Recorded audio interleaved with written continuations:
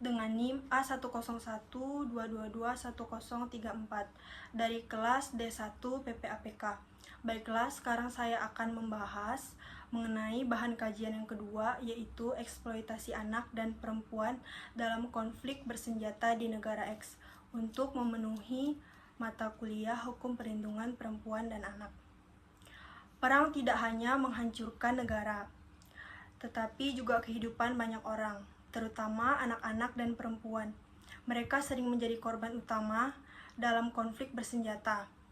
Anak laki-laki dipaksa menjadi tentara, sementara anak perempuan dan perempuan dewasa mengalami kekerasan seperti pelecehan seksual, perdagangan manusia, dan pernikahan paksa.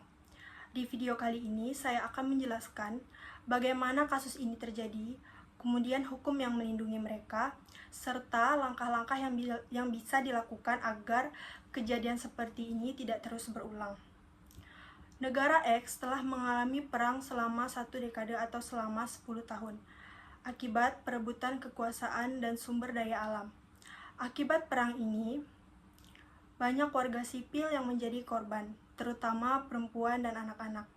Anak laki-laki dipaksa menjadi tentara, dilatih menggunakan senjata, dan dikirim ke medan perang tanpa pilihan. Sementara itu, perempuan dewasa dan anak perempuan menjadi sasaran pelecehan seksual, perdagangan manusia, dan bahkan pernikahan paksa dengan anggota kelompok bersenjata. Mereka kehilangan hak-hak dasar mereka, seperti hak atas keamanan, pendidikan, dan masa depan yang lebih baik. Seharusnya anak-anak dan perempuan itu dilindungi, bukan dijadikan korban kekerasan dan eksploitasi. Namun, karena lemahnya hukum di negara X, pelanggaran ini terus terjadi tanpa adanya keadilan bagi mereka. Kemudian dari sisi hukum internasional, eksploitasi anak dan perempuan dalam konflik bersenjata adalah pelanggaran yang serius. Beberapa aturan yang seharusnya melindungi mereka, yaitu antara lain, yang pertama, Konvensi Hak Anak atau CRC, menyatakan bahwa anak-anak berhak atas perlindungan dan tidak boleh direkrut dalam perang.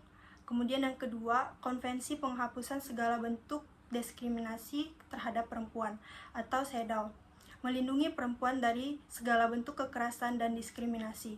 Kemudian Statuta Roma menyebutkan bahwa perekrutan anak sebagai tentara serta kekerasan seksual dalam konflik bersenjata merupakan kejahatan perang dan kejahatan terhadap kemanusiaan. Sayangnya, meskipun hukum ini sudah ada, pelaksanaannya di negara X masih sangat lemah.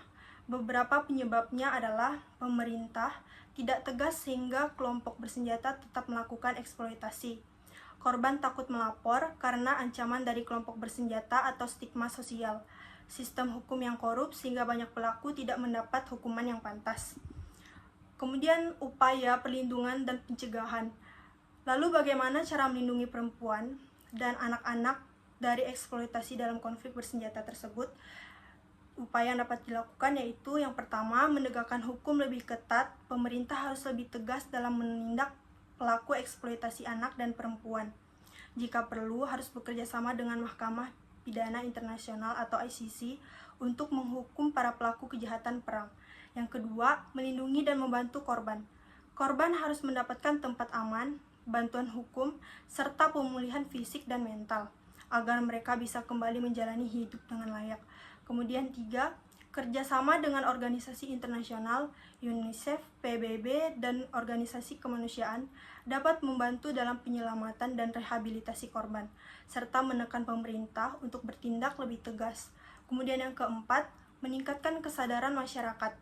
Edukasi masyarakat tentang pentingnya melindungi hak-hak anak dan perempuan dari kekerasan dan eksploitasi. Ini dapat mendorong lebih banyak orang untuk melaporkan kasus-kasus kekerasan dan memberikan dukungan kepada korban. Eksploitasi anak dan perempuan dalam konflik bersenjata adalah masalah yang harus dihentikan.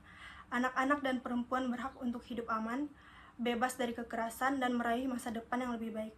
Sebagai masyarakat, kita perlu mendukung langkah-langkah perlindungan yang ada, serta mendorong pemerintah untuk bertindak lebih tegas dalam menegakkan keadilan. Baiklah, sekian dari saya. Terima kasih.